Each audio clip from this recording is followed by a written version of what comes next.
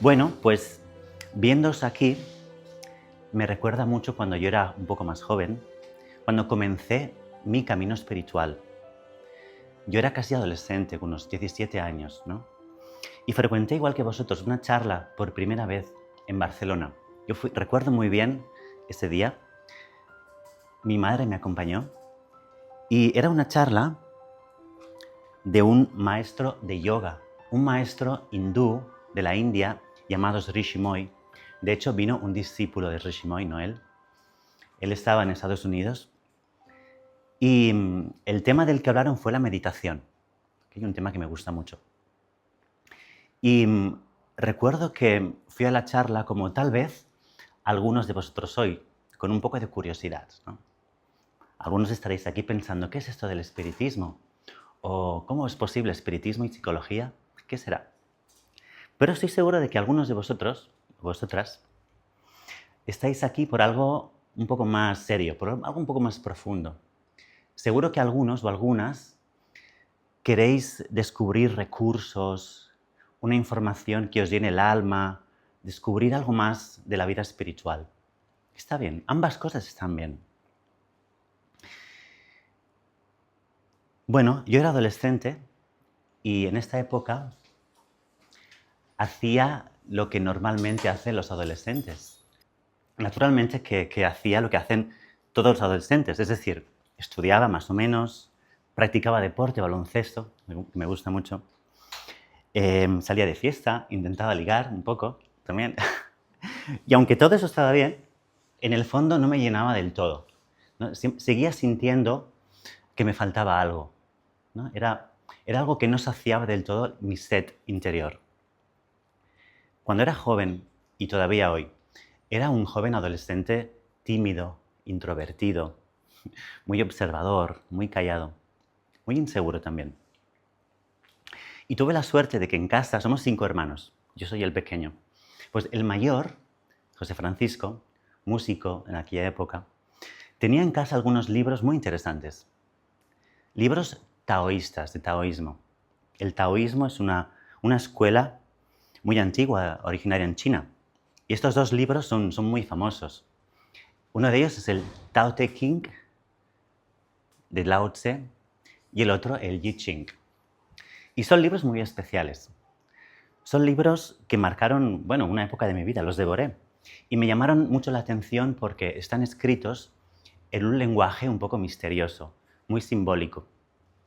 Y es necesario leer 2 veces o 3 para entender lo que Lao Tse nos quería decir. Como por ejemplo esto. Uno de los capítulos del libro dice: 30 rayos convergen hacia el centro de una rueda, pero el vacío de en medio hace marchar el carro. Parece un acertijo. Con arcilla se moldea un recipiente, pero se utiliza por su vacío. Interesante. Se hacen puertas y ventanas en la casa, pero es el vacío el que permite habitarla. Y ahí lo dejó Lao Tse. ¿Qué querrá decir esto? ¿Qué significado personal, psicológico nos transmite este poema? ¿A quién se le ocurre? Venga, ayudadme a entenderlo. La sensación de que la vida, lo que realmente habita es lo intangible, no Muy está bien, en bueno, el muy mundo bien. físico. Ok, interesante. El vacío lo asocias a lo intangible, lo espiritual tal vez. Muy bien. ¿A alguien más se le ocurre algo? Igual algo muy diferente. Si miramos el átomo, si lo miramos bien bajo una lupa, vemos que la mayoría del átomo es vacío. Sí, señor, sí, señor. Deberá ser lo más importante. ¿Quién sabe? Hay una fuerza misteriosa en ese vacío. Pues cada uno puede tener una interpretación diferente. Es muy interesante, ¿no? También podemos pensar que para poder nutrirnos, por ejemplo, de la vida espiritual o de la vida psicológica, para poder aprender, es necesario vaciarse primero. Porque si pensamos que sabemos todo, es muy difícil aprender cosas, ¿verdad? Entonces, tal vez nos quiera decir Lao Tse que para poder aprender y marchar como un carro, primero es necesario vaciarse, ¿no? serenarse. ¿Quién sabe?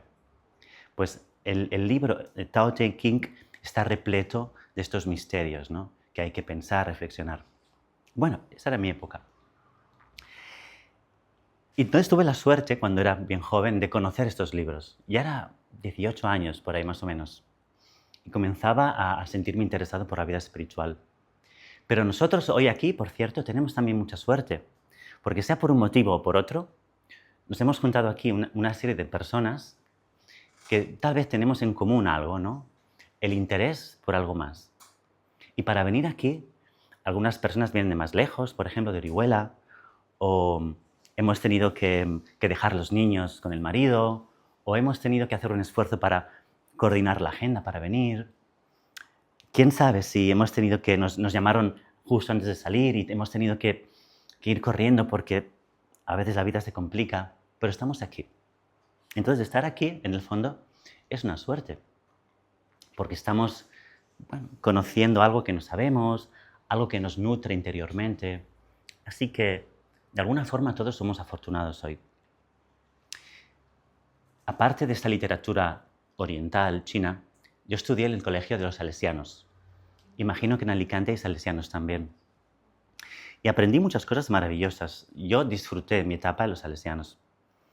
Iba a misa todos los martes, obligado por el colegio, pero me llamaba la atención el evangelio que el padre comentaba.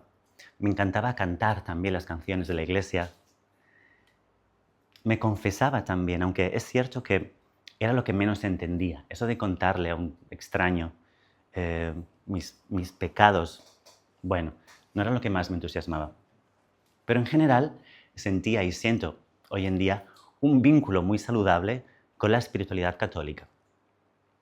Pero lo cierto es que la espiritualidad oriental encajó más en mí en aquel momento. No solo estos dos libros, sino que también el Bhagavad Gita es otra obra fantástica. Es como el Evangelio de los hindúes, para hacer una comparación.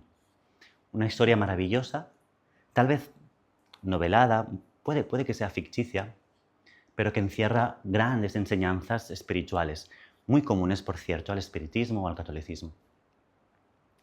Muy bien. Quien comienza a penetrar en estos misterios realmente inicia un viaje que no tiene retorno. Es decir, quien saborea las mieles, el néctar de la vida espiritual, todo lo demás deja de tener tanto sabor, tanto interés. Es así. Puede estar bien, pero no como esto. Pero la vida espiritual, de lo que hablamos hoy también junto a la psicología, no es una ocupación part-time. Puede serlo, pero no es subjetivo. Es decir, no es como un hobby o un añadido que hacemos cuando no tenemos otra cosa que hacer, cuando hay un hueco, un tiempo libre. La vida espiritual, una vez entras en ella, impregna todo lo que haces en tu día, desde que te levantas hasta que te acuestas e incluso durante la noche. Todo lo que haces se filtra por un nuevo criterio, el criterio recogido en estas obras, por ejemplo.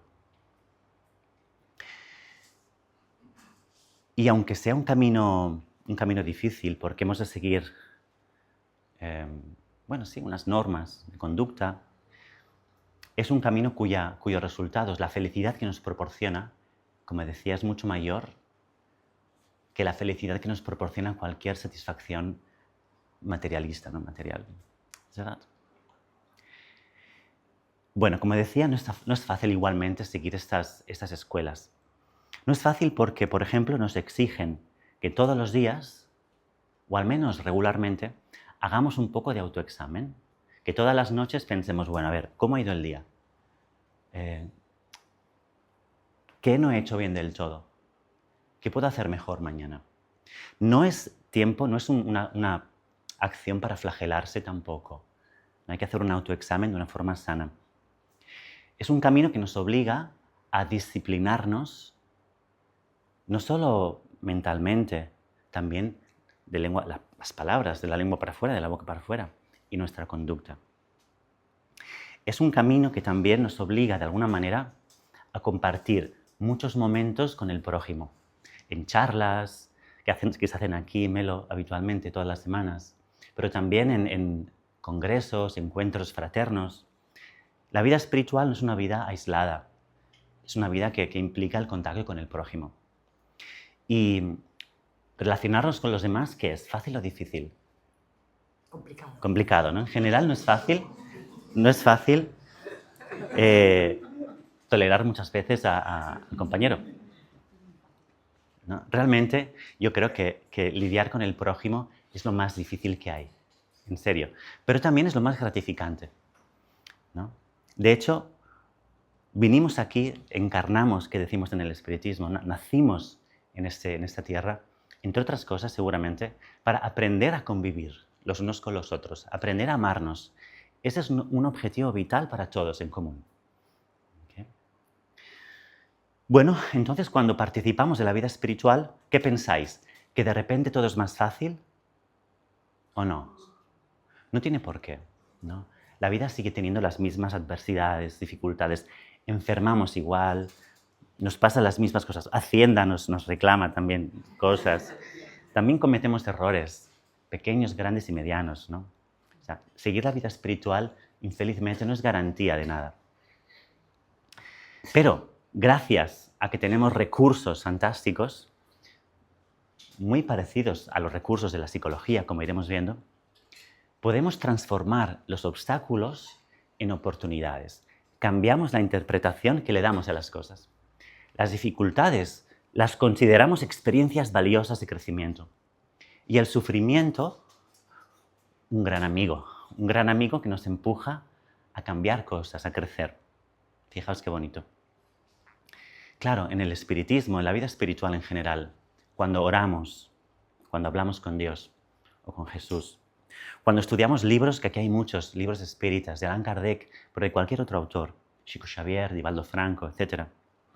Cuando asistimos a conferencias como estas, cuando compartimos experiencias que hemos vivido, encuentros con alegría, con otras personas que aquí, Melo, todos tenemos intereses similares. Cuando nos nutrimos de abrazos, ¿no? De sonrisas, de simpatía. Fijaos en una cosa. Me gustaría hacer un pequeño ejercicio ahora. Vamos a hacer un par, Melo. El primero es muy sencillo. Bueno, igual no tanto. Me gustaría que nos mirásemos un momento, los unos a los otros. Solo mirarnos. ¿Por qué lo digo? Lo digo porque estamos aquí y hoy es un momento muy especial. Estamos personas que hemos venido a aprender algo bonito, ¿no? Tenemos algo en común todos. Fijaos en vosotros mismos, miraos un poquito, miraos.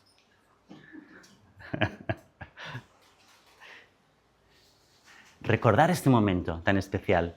Muchos no os conocéis, igual venís por primera vez aquí o por segunda o tercera, pero tenéis algo en común todos, tenéis algo bonito dentro. Y ahora haremos una segunda parte de este ejercicio. Bueno, me gustaría que nos pusiéramos de pie. Vamos, venga. Me aprovecho que puedo hacer esto. Poneros de pie. Okay. Bueno, aunque no os conocéis mucho los unos a los otros, y tal vez alguna persona no esté tan acostumbrada a esto que os pediré, me gustaría, con tranquilidad, Tiene que durar unos 8 segundos. ¿Ya sabéis de qué hablo? Mira, yo os pediría que con una o dos personas nos diéramos un abrazo, pero tiene que ser de 8 segundos mínimo, dice Marian Rojas. Vamos a experimentar, hacerlo con calma, sin prisa. Adelante, chicos, sin miedo. Sin miedo. Cuando hacemos esto, lo que decía antes,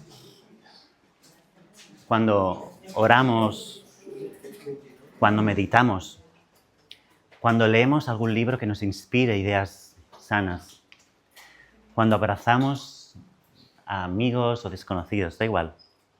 Pues cuando hacemos esto, el estado de ánimo mejora. En la ciencia ha demostrado además que segregamos hormonas fantásticas como la famosa oxitocina.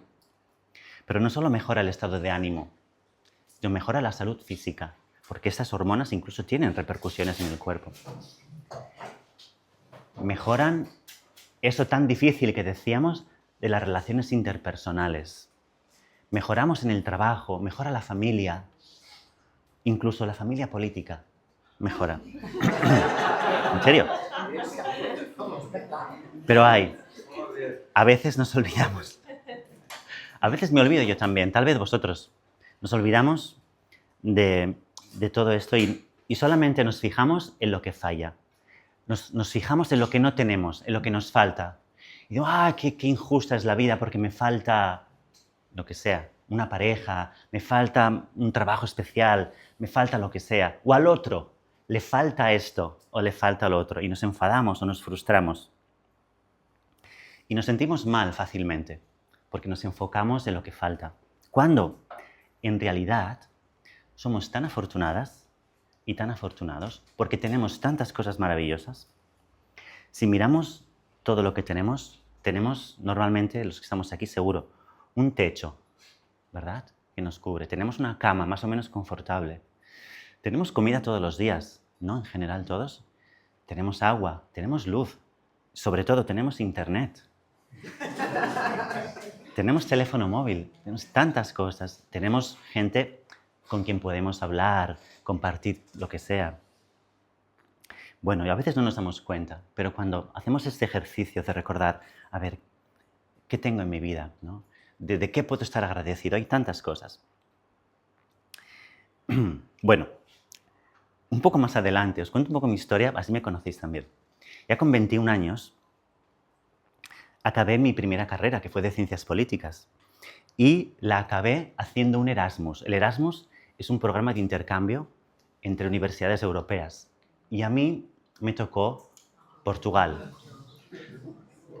¿Sí? ¿Os gusta? ¿Habéis estado en Portugal? Sí. ¿Y en Coimbra? Sí. ¡Ay, qué bien! La Universidad Maravillosa. Exacto, ahí está la torre de la Facultad de Derecho al fondo, el casco antiguo, el río Mondego. Es muy bonita. Pues allí hice mi último curso de Ciencias Políticas. Y me integré fenomenal con los compañeros portugueses. Muchas veces los Erasmus se quedan entre ellos juntos, ¿no? El grupo de españoles con los españoles. Pero yo no, yo quise conocer realmente a los portugueses. Qué curioso que la vida me llevó a Portugal a aprender portugués, por ejemplo. Y bueno, esas cosas que pasan, una chica se enamoró de mí.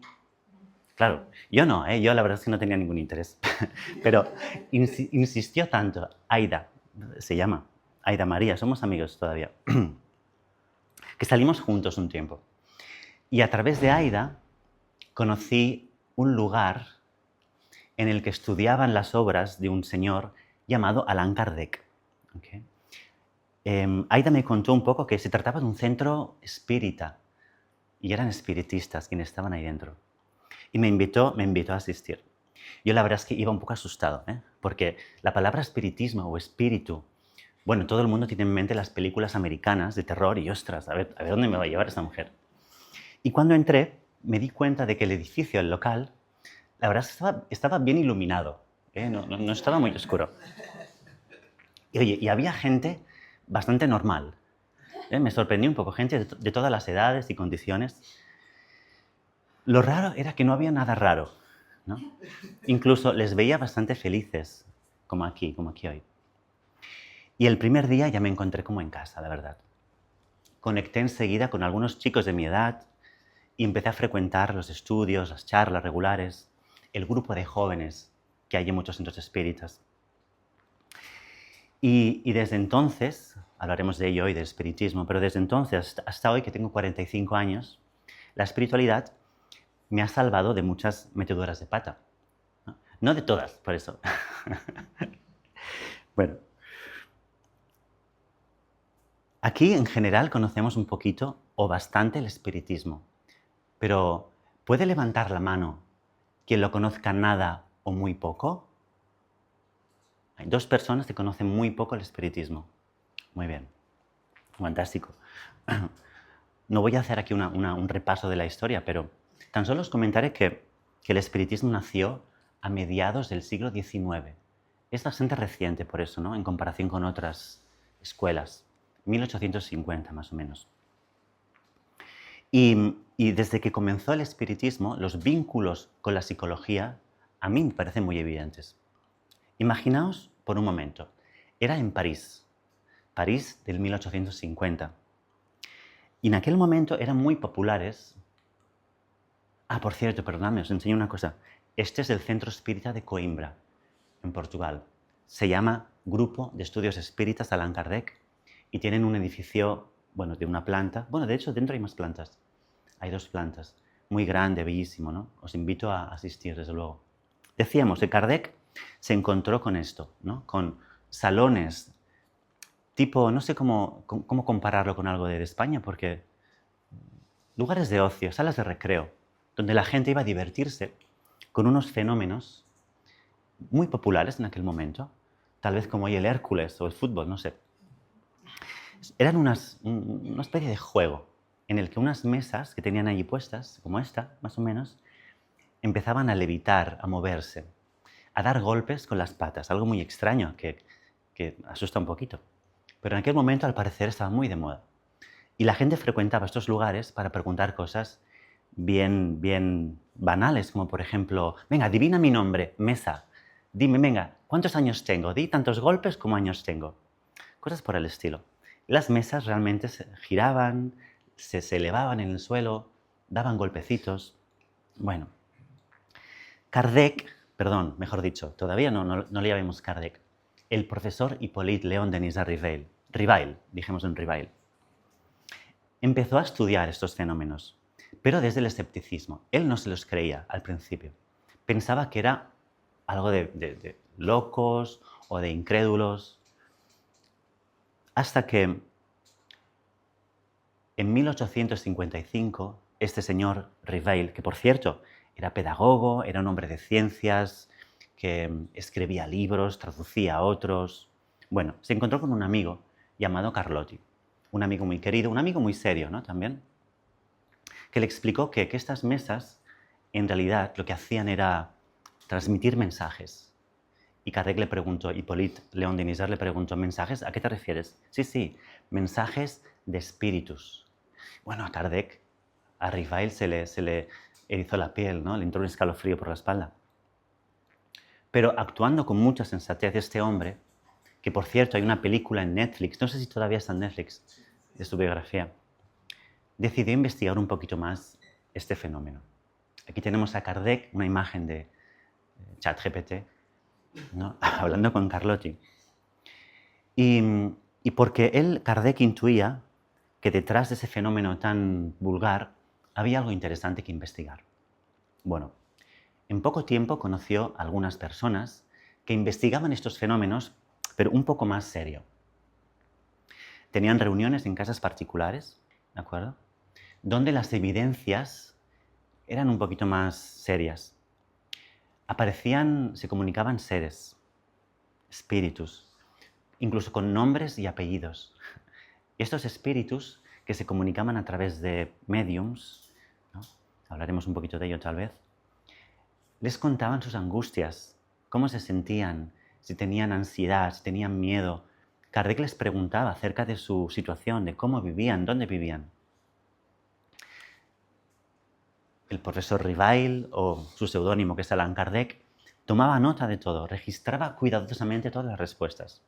Observaba cómo se comportaban las médiums que transmitían esos mensajes. Buscaba explicaciones, intentaba averiguar dónde estaba el truco. Pero encontró que era imposible que se lo estuvieran inventando, que no estaban todos como una cabra, ni eran precisamente tontos. En las reuniones participaban personas con estudios y profesiones destacadas, como psicólogos, médicos.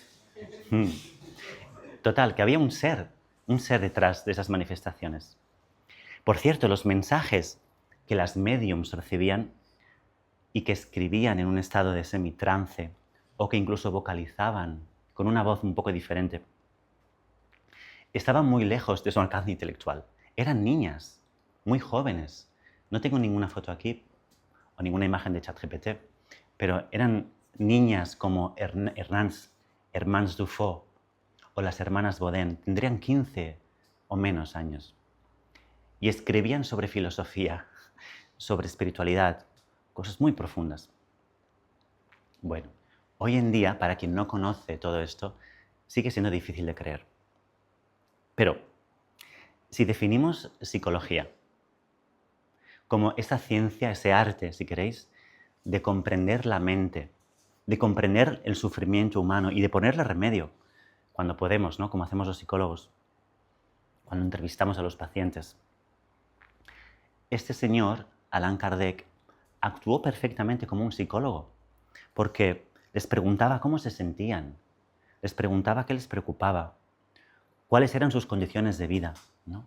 Y ellos les hablaban de ansiedad, de depresión, de rabia, de rencor, como hoy se hace, por cierto, en las reuniones mediúnicas que se hacen en muchos centros espíritas, como hacemos en las reuniones que tenemos en las clínicas de psicología. Entonces este señor fue recopilando información que le transmitían los espíritus a través de los médiums. Y él preguntaba cosas muy serias. No preguntaba ya por cuántos años tengo, adivínalo. Preguntaba cosas como, por ejemplo, háblanos de Dios, ¿qué es Dios? Y la niña respondía, Dios es lo que fuera. Kardec les preguntaba, ¿qué pasa cuando morimos? ¿Dónde vamos? Y los espíritus respondían, pues vamos aquí o allá, en función de esto o de lo otro. Kardec les preguntaba, bueno, ¿cuál es la fuente de la felicidad? ¿Por qué somos tan desdichados? ¿Qué pasará con el ser humano, con la sociedad, ¿no? ¿Cómo regirnos políticamente? O cosas parecidas incluso. Y los espíritus respondían a estas preguntas serias. Bueno, entonces acumuló información. Él la clasificó, descartó mucha información dudosa o que no seguía un criterio muy racional. Y con toda la información publicó varias obras, como por ejemplo estas que tenemos aquí. El libro de los espíritus, que fue la primera. El libro de los médiums, el Evangelio, según el espiritismo, etc., ¿no? La Génesis, el cielo y el infierno y otras tantas. Estas 5 se consideran las más importantes. Entonces, el primer libro que publicó fue el libro de los espíritus. ¿Cuánta gente se ha leído el libro de los espíritus? Pues tuvo mucho éxito en su época. Fue un bestseller realmente. Vendió mucho, generó mucho interés. A tal punto que, y tanta información tenía, que decidió publicar todos los meses una revista mensual que llamó, aquí tenemos en francés, la revista Spirita, revista de estudios psicológicos y espiritualismo experimental. Entonces, como veis, es un ejemplo más de cómo la psicología ayudó o contribuyó al inicio de esta doctrina, ¿no? De esta escuela.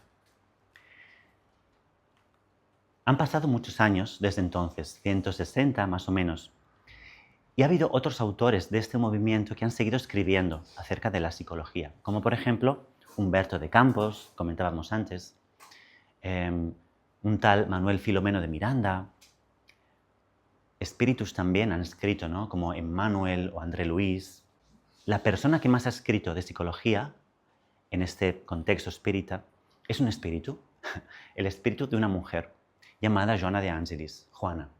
Juana es el espíritu guía, todos tenemos uno por cierto, de este señor. Es una imagen un poco, un dibujo tal vez, que se llamaba Divaldo Franco. Divaldo murió hace muy poquito tiempo. Entonces, a través de Divaldo, Joana de Angelis publicó nada más y nada menos que 60 libros. 60 libros. ¿En cuánto tiempo? En 60 años. Es que Divaldo comenzó muy joven. Entonces, desde 1964 hasta 2024 publicó 60 libros. Da una media, fijaos, de 6 libros por año. 6 libros por año. Y es que Divaldo no es que tuviera nada que hacer y se dedicaba solo a esto. Divaldo hacía muchísimas cosas en su vida. Escribía otros libros de otros autores espirituales. Total, con Joana escribió 60 libros dedicados, la mayoría, por no decir todos, a la psicología. Me gustaría contaros, en ese sentido, qué tienen en común la psicología y el espiritismo, ¿vale? Especialmente para los que venís por primera vez o conocéis poco. ¿cuáles diríais, ayudadme, cuáles diríais que son los objetivos del espiritismo? ¿Qué se propone el espiritismo? ¿Alguien se le ocurre algo? El progreso del ser humano. ¡Wow! El progreso del ser humano. Qué fuerte. El conocerse, autoconocerse. ¡Wow! El autoconocerse. Y yo pensaba que el espiritismo servía para adivinar el futuro. No. Y para acertar los números de la lotería. ¿En serio? ¡Qué pena! O bueno, estaría bien, podemos intentarlo. O hacer amarres de amor, como a veces se piensa. O echar mal de ojos. A mí me gusta mucho esta. Hacer limpiezas en el hogar. Esto está bien, ¿eh? Todo el tiempo. Bueno, pues realmente el espiritismo para nada se dedica a todo esto. Son mitos, falsos mitos, que la gente de la calle tal vez a veces piensa. El espiritismo, como veis, tiene objetivos mucho más aburridos, que son, mejorar las relaciones humanas, ser más felices, progresar, conocernos mejor. ¡Pah! ¡Qué pena! ¡Qué aburrido que es esto! Pero esto es muy importante. Y fijaos que la psicología, ¿qué objetivos tiene? Los mismos. Los mismos.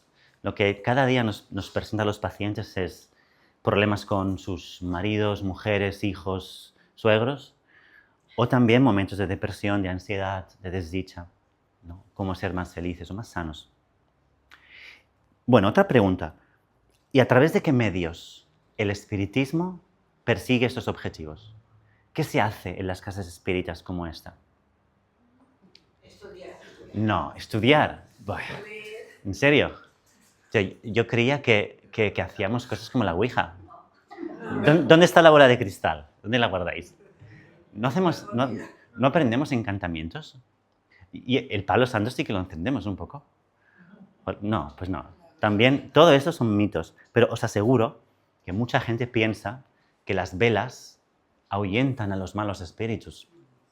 O el palo santo, o que comunicamos con tablas especiales, con letras. Bueno, igual al principio sí, pero para nada, ¿no? Esos son también mitos falsos que en el fondo alejan a las personas de esto tan bonito que es el espiritismo.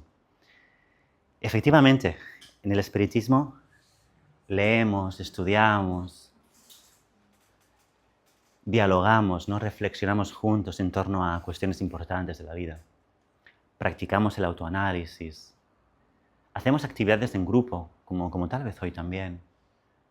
Y hacemos también voluntariado, ¿no? Nos dedicamos mucho a la caridad. Por ejemplo, tengo aquí unas fotografías de nuestro grupo en Barcelona. Me parece, sí. Bueno, por ejemplo, charlas. Es Raquel Acón, una compañera de Madrid. Vive entre Madrid, entre Burgos, dando una charla.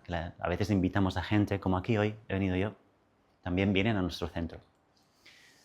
Este es John Aizpurua, por cierto, él es psicólogo también, psicólogo clínico. Es fantástico, habla mucho sobre mediumnidad, John Aizpurua. También lo retransmitimos por Zoom, por cierto. También participamos en encuentros nacionales, congresos, como por ejemplo este es el congreso del año pasado, en Salou, con compañeros de Portugal, como Leonor, tal vez alguno la conoce, su marido Fernando ahí detrás, un gran amigo, Fernando, que estudió medicina en España. De Portugal vino aquí a estudiar y luego se volvió. Él era enfermero antes de ser médico. Su esposa, Marta, bueno, Esther es médico, Romina es médico y Jordi psicólogo, ¿no? También vamos de excursión.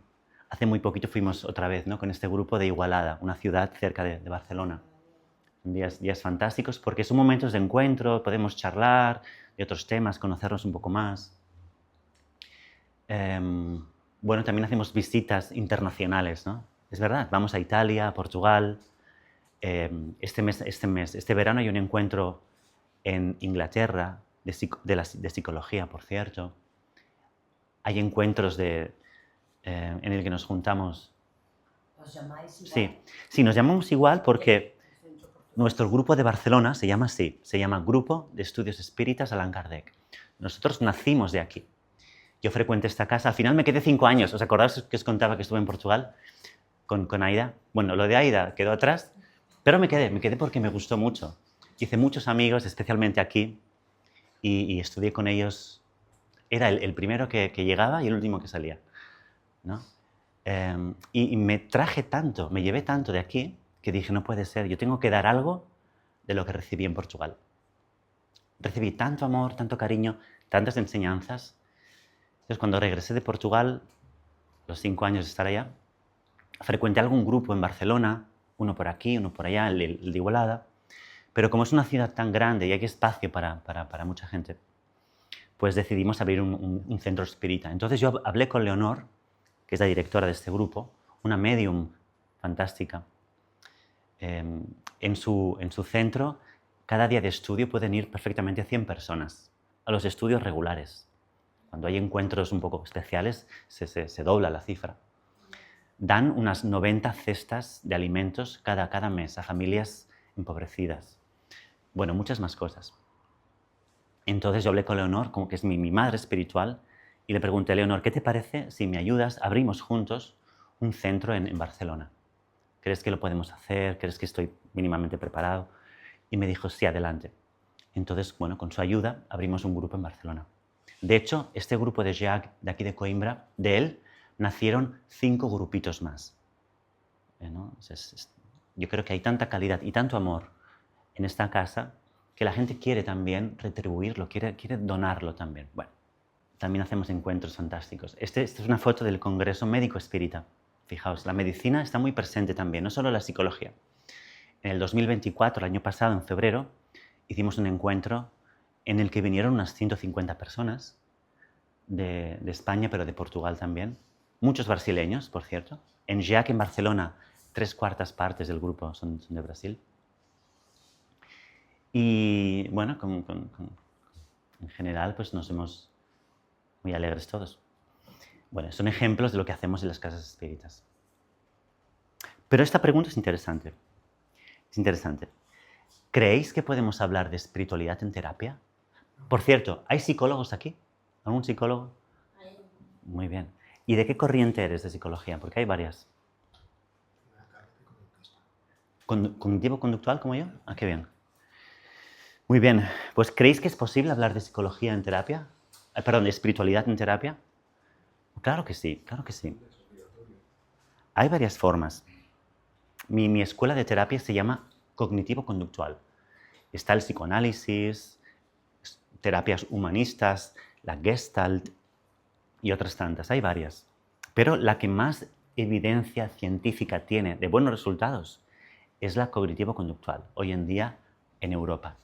En América todavía está bastante de moda el psicoanálisis, que está bien para bueno, aprender de uno mismo, descubrir cosas, pero cuando abordamos problemas concretos como un trastorno fóbico, un TOC, que es un trastorno obsesivo-compulsivo u otros, el psicoanálisis no es tan eficaz y mucho menos corto, porque son terapias muy largas. Bueno, la TCC, la terapia cognitivo-conductual, es la más eficaz. Así que, si algún día tenéis que ir al psicólogo, que no pasa nada, ¿eh? Está bien, yo voy al psicólogo también. ¿En serio? Antes esta función la hacían los sacerdotes, o los abuelos, o los tíos, porque vivíamos más en grupos. Hoy en día no tenemos estas figuras. Por eso está bien ir al psicólogo. Cada vez se hace más, cada vez está mejor visto. Antes ir al psicólogo era, uy, estás un poco mal, ¿no? Estás un poco loco. Hoy no, hoy vamos a compartir, a aprender cosas. Entonces, claro que podemos hablar de espiritualidad en terapia. Y yo tengo como que 5 herramientas que de verdad utilizo, no me lo invento. No con todos los pacientes, es cierto, porque no todos los pacientes están abiertos a hablar de estos temas.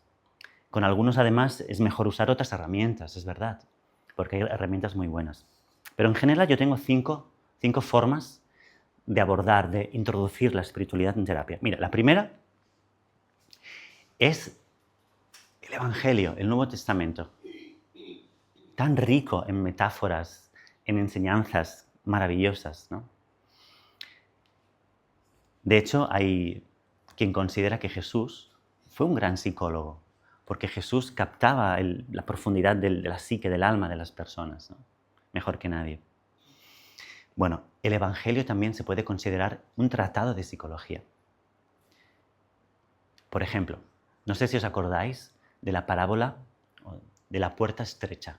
¿Alguien se acuerda de la puerta estrecha? ¿No? ¿Qué querrá decir aquello de la puerta estrecha? Jesús dijo, caminad, entrad mejor por la puerta estrecha, porque por la puerta ancha os perderéis. Y se quedó ahí, ¿no? Es una imagen para recordar.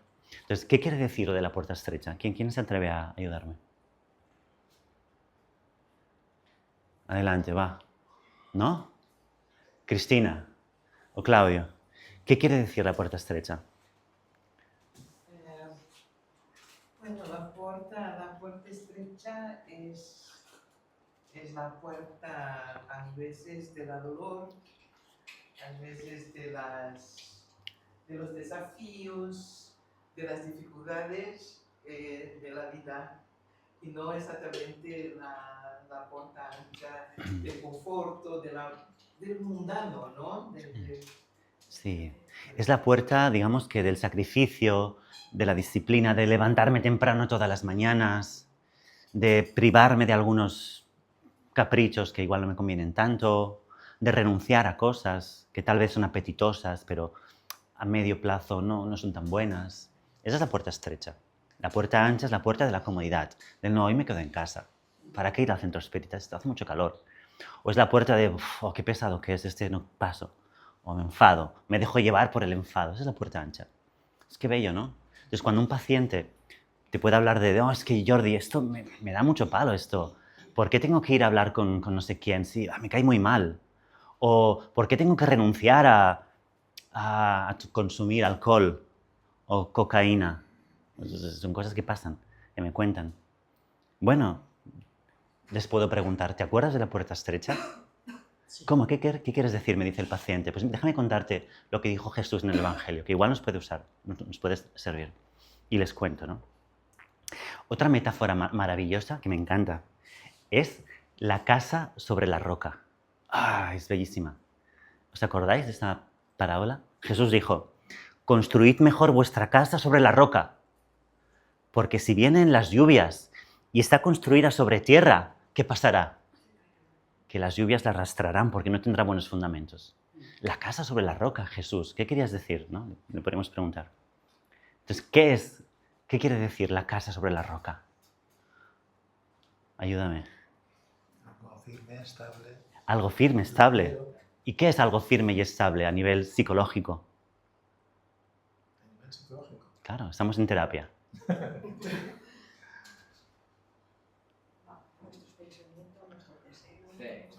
Puede ser la fe, pensamientos de fortaleza, conciencia, trabajo interior. La realidad también. ¿Cómo? La realidad. La realidad, pensamientos realistas, racionales, disciplina, la paciencia, eso es. Valores fundamentales, ¿no? El esfuerzo, una vez más, se parece a la puerta estrecha un poquito realmente. ¿Y qué es la casa sobre la arena? ¿Qué es la arena en este caso? ¿Por qué no hablarles un poquito de esto a estos pacientes? Oye, ¿te acuerdas de la casa sobre la roca? ¿Qué querrá decir esto? Y les explicas un poquito. En fin, el hijo pródigo, la higuera seca. Quien conoce un poco el Evangelio, claro, el psicólogo, por cierto, tiene que conocer muy bien el Evangelio para poder, digamos, recurrir a esos elementos de forma espontánea y fácil. Tiene que estudiarse bien el Evangelio. Eso sí. No solo estudiarlo, sino que analizarlo, buscarle matices, interpretaciones para que después salen espontáneamente. Rápidamente salen. ¿Y por qué no el sermón de la montaña? Tal vez no os acordéis, pero no hay nada más bonito que el sermón de la montaña. Bienaventurados los que sufren, porque serán consolados. Los que hoy estáis llorando, mañana reiréis, no te preocupes. ¿No? ¿Qué mensaje de consuelo, de esperanza podemos dar a la gente? Y sí, nos debemos de atrever a utilizar estos recursos tan bonitos. Y si lo hacemos con el corazón, van a llegar, incluso a los ateos. Porque los ateos puede que no crean en Dios, pero en general respetan mucho a Jesús, o al menos a las enseñanzas de Jesús, ¿no? Yo nunca me he visto a ningún paciente que me diga, no me hables de esto, y esto no. Sí que he escuchado gente que me ha dicho, mira, yo la Iglesia Católica, la verdad es que estoy muy defraudado, porque han hecho muchas cosas horribles. Pero Jesús, bueno, vale, sí, es verdad. Jesús decía cosas muy interesantes. Entonces, en general, lo acogen con placer, lo acogen de buena manera. Bien. Entonces, esta es una herramienta para los psicólogos, ¿no? Fantástica, de verdad. Otra herramienta fundamental para mí es la meditación. ¿Alguien medita aquí regularmente? ¿Todos los días? Muy bien, muy bien. Yo, como visteis antes, comencé a los 17 años a meditar y desde entonces no he dejado de meditar todos los días. Muchas veces día y noche. Y yo creo que la meditación cambia la vida. Quien medita todos los días, ¿no es así, chicos? Especialmente por la mañana, cuando nos despertamos, ¿no? Nos aseamos, etc. Y nos sentamos a meditar. 10 minutos, 20, 40, si podemos. Porque hay que llegar un poquito profundo, ¿no? Es maravilloso. ¿Practicamos un momento? Venga, ese es el segundo ejercicio que quiero hacer con vosotros. Entonces, para meditar, ¿qué es meditar? Podemos preguntarnos. ¿Qué es meditar, Jordi? Bueno, meditar tiene diferentes significados, pero el que buscamos, más vinculado a Oriente, perdonadme, en el espiritismo se habla de meditación, ¿eh? Hay gente que dice, no, pero Allan Kardec no... Bueno, igual Allan Kardec no tanto, pero Joana de Angelis y otros autores sí. Literalmente, además. Bueno, meditar no es discutir mentalmente, ¿de acuerdo? Meditar no es, a ver, ¿cómo ha ido esto? Así, asá, por aquí, por allá, no. Meditar es más bien lo que decía que el aforismo del Tao Te Ching. Meditar es vaciarnos. Meditar es silenciar la mente. ¿Okay? ¿Y qué pasa cuando silenciamos la mente? Bueno, algunas personas se duermen, es cierto, pero hemos de evitar dormirnos, ¿eh? Si no, claro, no aprovechamos lo que tenemos. Pero al vaciar la mente, sucede como cuando un pequeño lago se calma. ¿Qué pasa cuando las aguas de un lago se aquietan?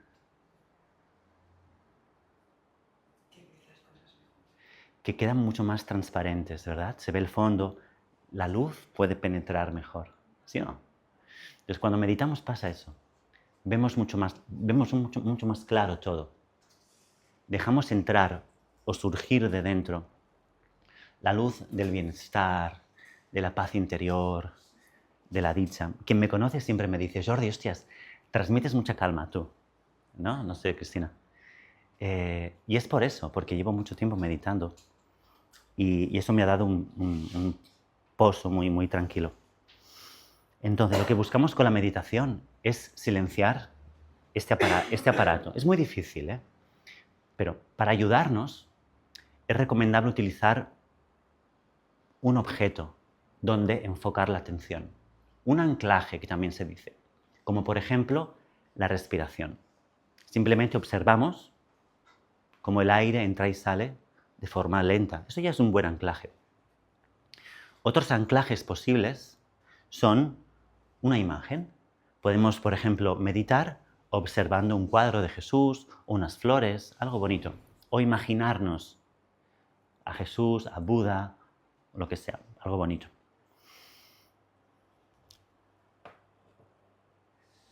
Entonces tiene dos partes. Vamos a hacer un ejercicio muy sencillo. Lo primero es tener una postura adecuada. La espalda más o menos recta. Podéis dejar las bolsas en el suelo un momentito si queréis. Quien no quiera, no pasa nada. Poneos cómodas. Poneos cómodas. Venga, se trata de no dormirse, ¿eh? Por eso. ¿Alguien está un poco con sueño? No, ¿eh? Venga. La primera parte del ejercicio consiste en simplemente relajarnos un poco. Porque para meditar, para que la mente entre en estados profundos, el cuerpo tiene que estar relajado. No dormidos, hemos de permanecer ligeramente alerta, atentos, con una postura adecuada, la espalda recta. Es preferible no cruzar los brazos, si podemos, pero no pasa nada hoy, no os preocupéis. Y cerramos los ojos, si queréis, ¿vale? Podemos cerrar los ojos. Yo lo haré también.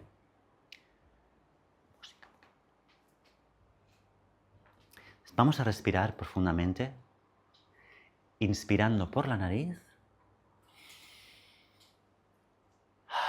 Y expulsando el aire por la boca. Y cuando expulsemos el aire,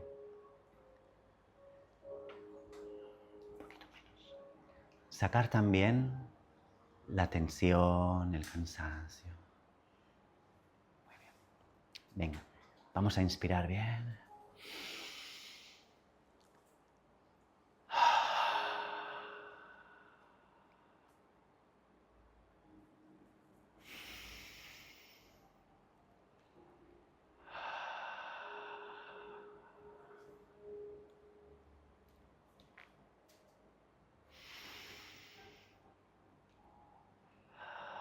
Fantástico.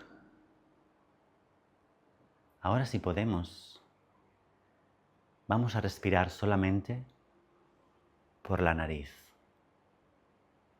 Si alguien tiene alguna dificultad, puede también respirar por la boca, no pasa nada. Pero vamos a respirar un poco más lento y un poco más profundo de lo habitual. Ha de ser cómodo, sin forzar.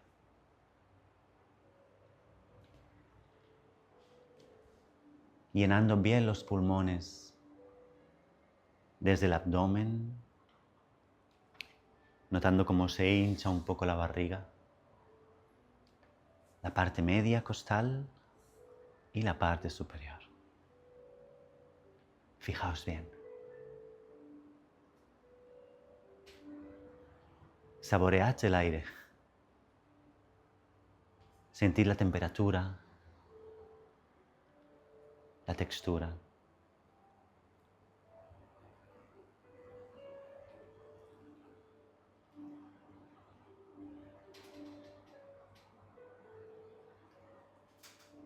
Si es posible, cuando tengáis los pulmones llenos, haced una pequeña pausa. 1, 2, 3 segundos. Y luego soltáis.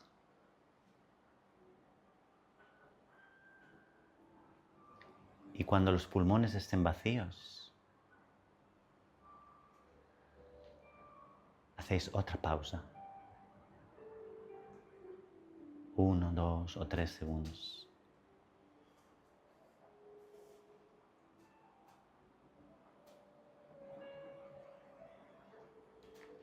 Notad cómo este simple ejercicio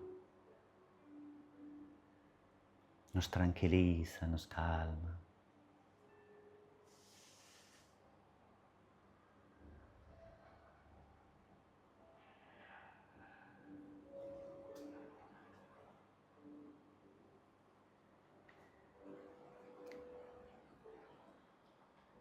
Llevad un momento la atención a lo alto de la cabeza, al cuero cabelludo, la frente. Observad cómo se sienten. Y relajad esa zona del cuerpo. Dejad que se suelten y se liberen los músculos de esa parte.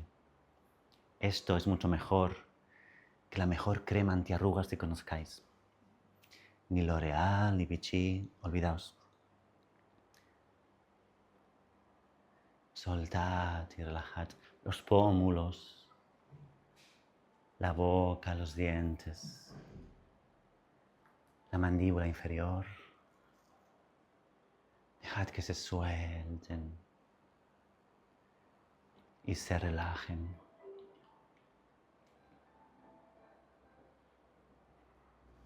Especialmente cuando expulsamos el aire, aprovechad ahí para soltar y relajar.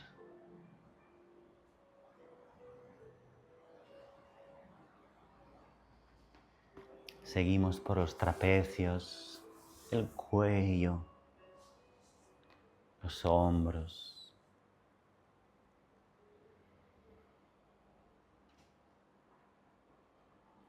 Soltamos y relajamos.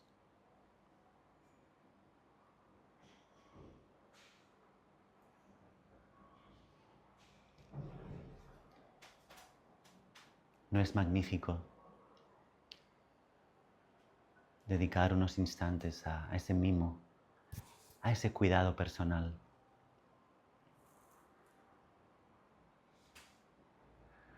Y así seguiríamos por el tórax, incluido el corazón, los pulmones. Podemos enviarles pensamientos de paz, de equilibrio.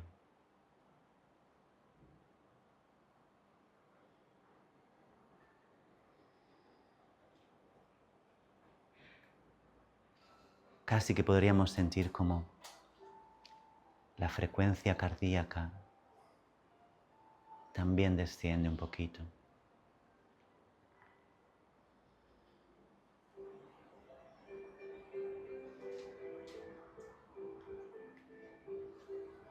Llevamos la mente a los intestinos, al sistema digestivo, también al sistema reproductor,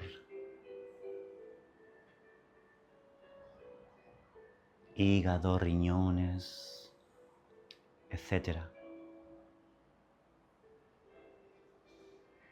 E imaginamos cómo toda esa región, esa estructura compleja, recibe esos pensamientos de paz, de bienestar.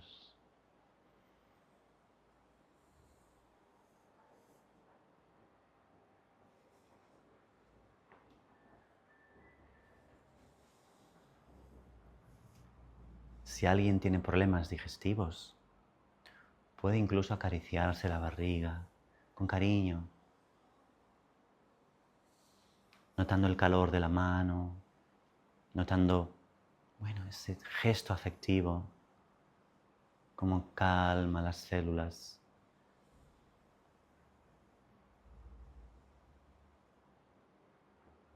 Y así descendemos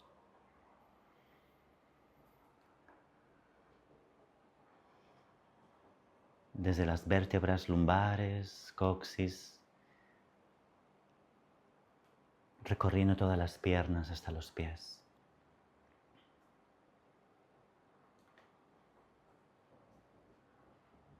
Es un ejercicio muy sencillo que nos prepara para meditar. Esto tan solo era un preliminar. Ahora os pediría lo siguiente.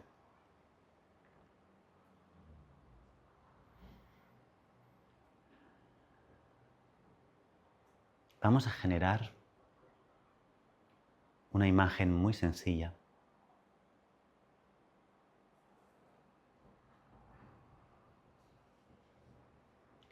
Una imagen que asociamos al bienestar. Cada uno puede elegir la que quiera.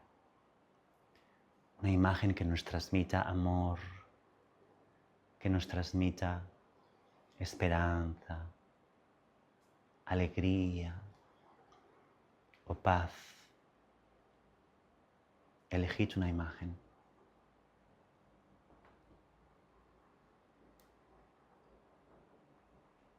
Y retened esa imagen en la mente. No hace falta que la analicemos, simplemente involucrémonos, fusionémonos de alguna manera con esa imagen. Dejemos que lo que representa para nosotros nos impregne, nos penetre.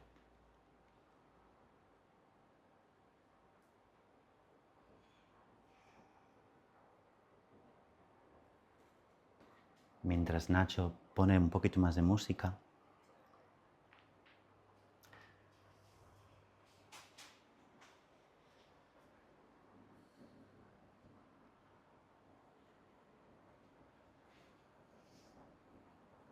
por ejemplo, aquí tenemos muy cerca el mar. Tal vez alguna persona haya imaginado el mar.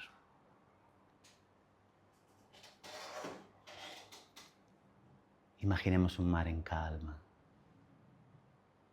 Un mar bañado por el sol, que nos transmite mucha paz y al mismo tiempo mucha fuerza.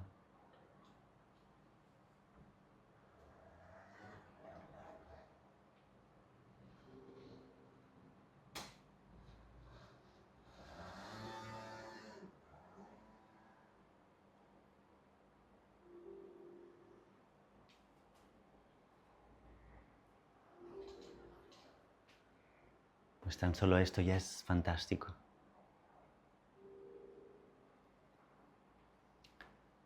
Ya sé que voy un poco rápido, pero es solo una muestra.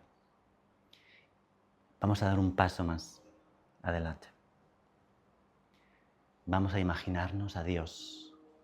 Dios como una fuerza parecida al amor, tal vez. No hace falta que imaginemos un Señor, sino una fuerza infinita,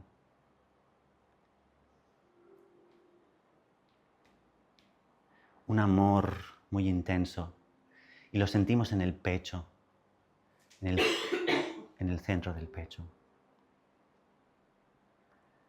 Dejémonos llenar ese vacío que hemos fabricado, que hemos elaborado, por esta imagen, esta sensación de Dios.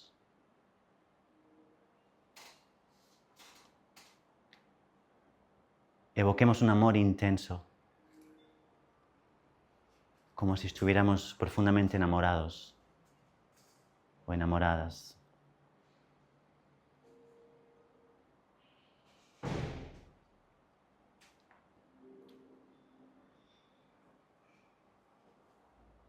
Como cuando estamos en ese estado de enamoramiento, solo le queremos a Él entre comillas, a ello.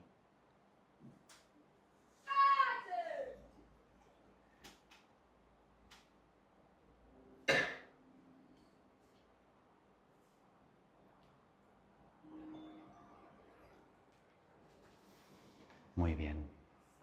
Para no hacerlo muy pesado, podemos poco a poco ir regresando, dejando que esta imagen se disuelva ella sola.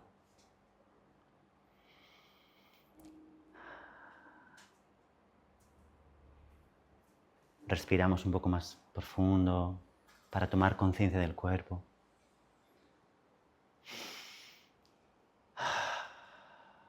Podemos mover el cuello, mover la espalda, los brazos.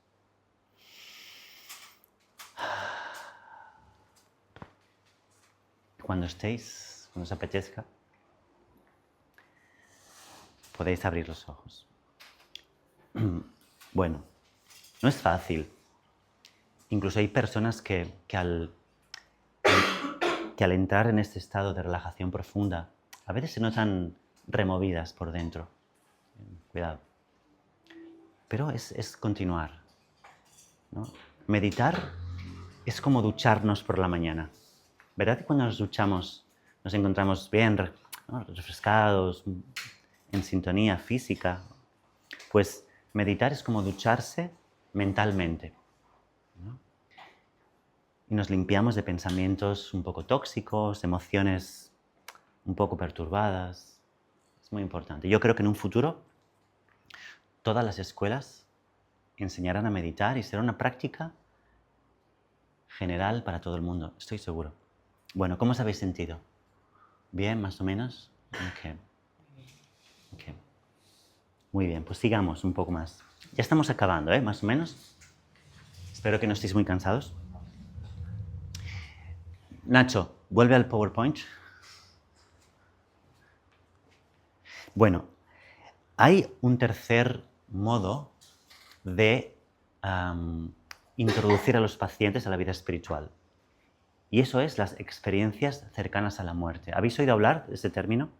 Es bastante famoso hoy en día, aquí en España sobre todo. Pues lo utilizamos para pacientes un poco materialistas, que necesitan evidencias tangibles, pruebas, porque es un fenómeno que, por cierto, la medicina estudia actualmente con bastante interés, en el que las pruebas son alucinantes, porque los testimonios de estas experiencias, que son personas que mueren durante unos minutos o a veces tienen comas profundos después de un infarto, o una parada cardíaca o una enfermedad infecciosa grave, cuando despiertan narran cosas alucinantes, como por ejemplo, sí, yo he visto cómo el cirujano guardaba mis gafas en el cajón, están allí. O he visto el número de serie del desfibrilador que está encima del armario y es tal y tal número porque me acuerdo de él. O bien he estado en otro quirófano y he visto que había 2 auxiliares haciendo tal cosa. Son pruebas bastante llamativas, ¿no? De que hay algo más que el cuerpo, ¿no? Manel Sanz es un doctor, además, fue jefe de cirugía gástrica, ¿no? Más o menos, del Hospital del Valle Brón, me parece. Y él lo llama supraconciencia. Nosotros lo llamamos espíritu. Pero bueno, supraconciencia queda mejor, tal vez, no sé. Entonces, las ECMs son fantásticas cuando un paciente nos habla del miedo a la muerte, por ejemplo, que tiene mucho miedo a morir. ¿Qué pasará? Entonces les decimos, bueno, mírate estos canales y hablamos, ¿no? Por ejemplo, este canal de YouTube de un amigo mío, gran investigador de las ECMs, Alejandro Agudo, vive en Madrid, y él ha entrevistado y entrevista a muchos testimonios de ECMs españoles, ¿eh? Y además edita los vídeos con mucho cuidado, con música, con imágenes, es muy bello. Os lo recomiendo. Y otro canal en inglés, por eso, es el canal que os enseñaré ahora, por si queréis tomar nota, Alejandro Agudo, ¿vale? Es precioso. Los espiritistas ya conocemos eso de sobras y conocemos mucho más, de hecho. Pero igualmente llama mucho la atención estos testimonios, porque cuando lo cuentan con tanta emoción. Muchos de ellos son experiencias que han pasado años, tipo 20, 30, 40 años, y lo cuentan emocionadísimos, se ponen a llorar. Ha impactado tanto a sus vidas que han cambiado muchas cosas. Algunos se divorcian porque su pareja no la ven de la misma manera, ¿no? Genera cambios profundos. Bueno, el otro canal es es de Estados Unidos, Coming Home. Se parecen bastante ambos. Son entrevistas a personas que han pasado por este fenómeno. Entonces, a los pacientes que tienen miedo a la muerte o tienen dudas de qué pasará, les recomendamos, entre otras cosas, por supuesto, ver estos episodios y los comentamos. Bueno, ¿qué te pareció? Venga, siguiendo un poquito. Y encaminándonos para el final.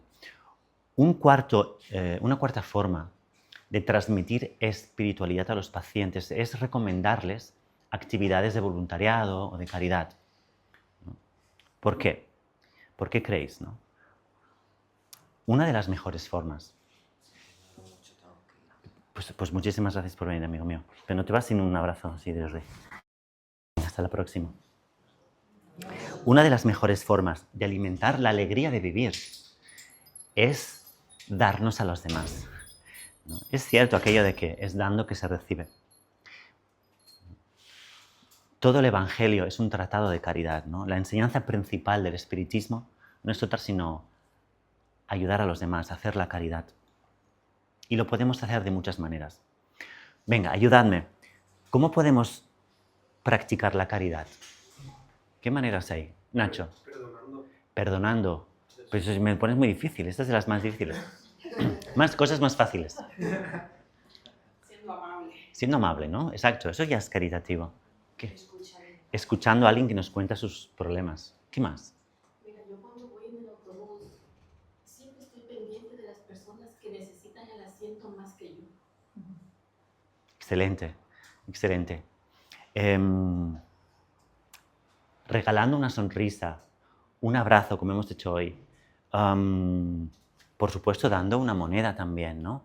Pero tal vez mejor que la moneda es preguntar, bueno, ¿cómo estás? Mira, te dejo aquí un euro, pero cuéntame, ¿de dónde vienes? O mira, yo me llamo Jordi, ¿cómo te llamas? No, no cuesta tanto hablar con ellos. Entonces, la caridad se puede ejercer de muchísimas maneras. Enviando un mensaje a un familiar, a un amigo. Entonces, hemos comenzado dándonos un abrazo, ¿vale? Ok. Hemos seguido meditando. Bueno, pues otro ejercicio que os dejo para vosotros es que todos los días, al menos hagáis una cosa por alguien. Solo una. Solo una. Puede ser un mensaje, puede ser una llamada, puede ser un pensamiento, puede ser una moneda, ¿no? Pueden ser un perdón, pueden ser muchas cosas, pero cada día una cosa. Y es más, yo recomendaría lo siguiente, que cada día enviarais un mensaje a un familiar, a un amigo, preguntándole cómo está. Solo esto. Cada día uno. Y el año que viene, cuando vuelva, me contáis qué ha pasado. ¿No? veréis los beneficios que tiene. De hecho, hay pacientes que realmente se involucran en actividades caritativas profundamente, ¿no? Y cambian sus vidas, cambian sus vidas. Os podría dar ejemplos, pero ya es muy tarde. Es muy tarde realmente. Finalmente, libros y películas, ¿no? Estudiar, leer. ¿Okay? Entonces, este conjunto de ejercicios funcionan solo si se hacen de forma regular. Esa es la pena. Vale, si yo lo hago un día, estará bien. Si yo medito un día, ok, ese día igual me siento un poquito más relajado o relajada. Pero bueno, si yo un día hojeo un libro, pues bueno, no está mal, está bien, pero tendrá poco efecto a medio plazo, ¿no? Entonces, lo que intentamos explicar a los pacientes es que hemos de incorporar estas cosas en nuestra rutina diaria, hacerlas un hábito. De esa forma ya no nos cuesta, es muy sencillo. Si yo sé que todos los días, de 7 a 8 de la mañana o de 6 a 7, medito, fácilmente llegará el momento en el que mi cuerpo solamente se pondrá él solo a meditar. No tendré que programarme nada especial. Ya sabrá qué hacer. Si yo todos los días, todas las semanas, dedico 1 hora a una actividad caritativa, será muy fácil. Porque yo ya sabré que ese día tengo que hacer eso, no tendré que buscarme cuadrar mi semana. Si yo tengo el hábito de todos los días leer media hora, por favor, ¿cuánto tiempo perdemos en Instagram o en TikTok o en YouTube? Algunas personas tienen la suerte de que no, pero apuesto que muchos perdemos bastante tiempo. Entonces, es importante que esto se haga regular, se haga un hábito. Y viendo otros consejos rápidos, es preferible, chicos, que ayudarme a responder esto.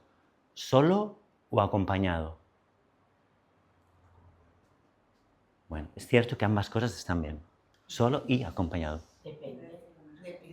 Exacto, depende. Depende. Pero el y es cierto, ¿eh? Es decir, y acompañado. Es muy importante juntarse con gente. Es la única manera de crecer, de aprender. Es cierto que a veces es difícil porque a veces me cae un poco mal el compañero. Pero bueno, gracias al... Tú no es. Pero gracias al roce, gracias a estar todos los días interactuando, ese malestar se va a difuminar. El malestar se alimenta de lo que yo me imagino de él, no del contacto real. Cuidado, a veces sí que es verdad, hay gente complicada, es verdad. Pero en general, en la mayoría de los casos, es porque yo pienso, ay, lo que me ha hecho, y ahí me voy encendiendo, voy generando enemistad, me condiciono. Oh, mira, fíjate, y lo hablo con alguien, mira lo que me ha hecho. Pero cuando me acerco, interactúo, me doy cuenta de que es un ser humano normal y corriente como yo, y normalmente el enfado se disuelve. Entonces, las actividades en grupo son muy importantes. Sé que todos me diréis, o algunos me diréis, es que yo no tengo tiempo. Yo ya tengo muchas cosas, tengo mis hijos, tengo mis padres, tengo... Bueno, ok. Si nos organizamos, podemos. Es solo organizarse. Y es verdad que por épocas no podré ir todos los días o todas las semanas, pero siempre podemos hacer algo. Escribir un mensaje a un familiar cuesta 30 segundos. 1 minuto. Eso ya es algo, ¿no? Bueno. Entonces, poco más, ¿eh? Al final, mirad, no he hablado del libro. Me he ido. Pero bueno, nada, 2 minutos, simplemente. Mirad, este libro justamente pretende juntar espiritualidad y psicología. Es una novela, es decir, una historia inventada, pero bueno, como todos los escritores noveles, que soy yo en un escritor novel, siempre nos basamos en experiencias personales, ¿no? Más o menos impactantes, y escribir nos ayuda, bueno, de alguna forma a procesarlo. Y en este caso, la experiencia que está detrás del libro, como muchos sabréis, es la muerte de mi madre, que está aquí, creo. Miradla. No, ella murió de un infarto. Por cierto, el infarto es la primera causa de muerte natural, ¿verdad, Melo? Así que, chicas y chicos, nos hemos de cuidar el corazón. Hemos de hacer deporte. Hemos de comer más o menos sano. Hacer deporte es importante. Entonces, ella murió de un infarto. Y el infarto, el problema que tiene es que, bueno, puede dar avisos, es verdad, pero aunque te dé avisos, te coge desprevenido siempre, ¿no? En cualquier lugar, en cualquier momento. Entonces, bueno, mi madre, pobrecita, murió en la piscina, nadando. ¿no? En el gimnasio. A ella le gustaba mucho nadar. Y bueno, mira, murió haciendo lo que le gustaba. ¿Okay? Yo también estaba en el gimnasio aquel día. Y vino una monitora a avisarme, ¿no? Me dijo, Jordi, ven aquí un momento. Tengo que hablar contigo. Y yo, hostia, ¿qué ha pasado? ¿Se ha hecho un esguince? ¿Se ha hecho algo? Y me dijo, mira, siéntate, ¿no? Me fui preparando un poco. Y me dijo, no recuerdo exactamente, pero vino enseguida una enfermera, una doctora de urgencias del servicio de emergencias, y muy amablemente me dijo, mira, Jordi, tu madre está de camino al hospital, ¿no? Creemos que le ha dado un infarto, y bueno, no te puedo contar mucho más todavía. Este es grave, pero bueno, tienes que ir y ahí te informarán mejor. Entonces, bueno, ¿qué mérito tienen los médicos, verdad, que hacen estas cosas? Son muy difíciles. A veces solo nos damos cuenta de la importancia de los médicos cuando nos pasa algo. Cuando estamos bien, a veces decimos, los médicos, mira, es no sé qué, lo otro, qué se creen, tal, cuánto ganan. Pero cuando tenemos un problema, ay, por favor, ayúdeme. Entonces yo reconozco los méritos del equipo médico de emergencias, en este caso. Total, fui al hospital corriendo y, bueno, sin saber muy bien el alcance del momento, de lo que pasaba, fui llamando a mis hermanos, somos 5, ¿no? Comenzando por el mayor, oye, mira, que ha pasado algo, tienes que venir. Y ya, uno por uno. Bueno, 3 semanas antes de esto, yo tuve un sueño en el que yo estaba sentado en una terraza que tenemos en casa, yo vivía con ella. Había unos geranios, unos jazmines que le encantaba cuidar. Y en ese sueño, yo estaba tranquilamente allí, venía mi madre, se ponía de pie a mi derecha. Y me decía, claro, sin palabras, pero me decía, Jordi, me voy. ¿Y cómo que te vas? Sí, me voy. Ya me desperté sobresaltado, claro, ¿qué es esto? ¿Qué está pasando? Rápidamente intuí que, bueno, era el momento. De hecho, ya meses atrás yo ya intuía, me podéis decir, bueno, Jordi, esto... Bueno, sí, yo intuía que ya se iba a ir pronto. Ella decía lo que muchas personas dicen, yo ya he hecho todo lo que tenía que hacer aquí. Tenía 80 años. Decía, yo ya me puedo ir tranquila. He criado 5 hijos, un marido que me da mucho trabajo. Ya, o sea. Pero de salud estaba bastante bien. Entonces, ese último año, no solo 3 semanas antes, yo ya intenté estar mucho más con ella, ¿no? Como aquí, por ejemplo. Cuidarla más, mimarla más. Yo creo que quien es sensible a la realidad espiritual, quien dedica tiempo regularmente a vincularse con Dios, con algo más allá, con esa sensibilidad que llamamos mediumnidad en esta casa, tenemos acceso a información privilegiada, de alguna manera. No es que sea un privilegio, simplemente nos abrimos a escuchar estas cosas.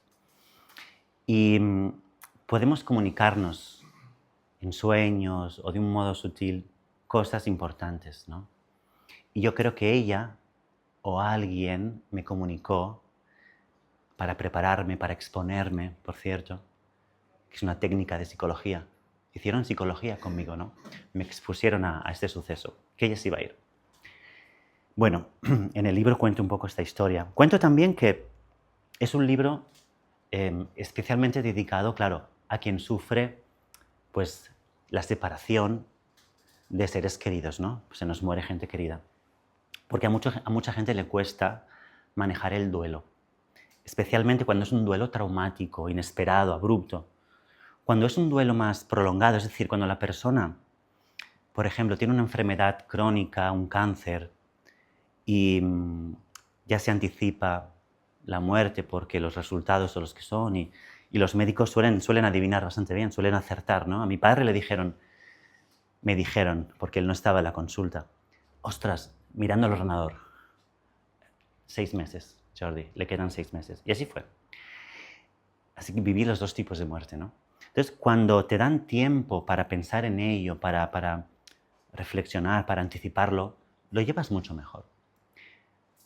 También, 1 año antes de que muriera mi padre, soñé varias veces, sin saber nada todavía de los resultados de la analítica. Soñaba que mi padre se moría. Varias veces. Yo me levantaba angustiado, llorando, en serio. Es curioso, ¿no? Despertar con los ojos encharcados. ¿qué es esto? ¿Qué quiere decir esto, no? Y así varias veces. Fijaos, los espíritus seguramente, o mi inconsciente, da igual, me estaba exponiendo a la muerte de mi padre de forma anticipada para que cuando pasara no sufriera tanto, lo llevara mejor. Yo era bastante cercano a ambos, a mi padre también. En psicología utilizamos la técnica de exposición para vencer traumas, fobias. Hicieron terapia conmigo de alguna manera. Bueno, así fue. Entonces, en este libro narro de una forma, pues, de una novela, una historia inventada, ambientada en la India, por cierto. Intento llevar al lector a esas calles abarrotadas, los olores de incienso, a especies, etc., ¿no? Intento llevar al lector a ese ambiente, mezclado con gurús. Los gurús son maestros, ¿no? Como profesores espirituales, que al protagonista, a Khalil, ¿no? Le ayudan a pasar la muerte, a transitar por la muerte de su madre, ¿no? Por lo tanto, la historia de Khalil tiene bastante que ver, se parece a mi propia historia, pero no os lo perdáis. Yo comencé a escribir este libro 3 meses antes de que mi madre muriera. Así que yo, sin saber que lo que estaba escribiendo lo que iba a pasar poco después. No es un libro psicografiado. En espiritismo a veces hablamos de la psicografía como una escritura que se hace, que el médium hace en trance.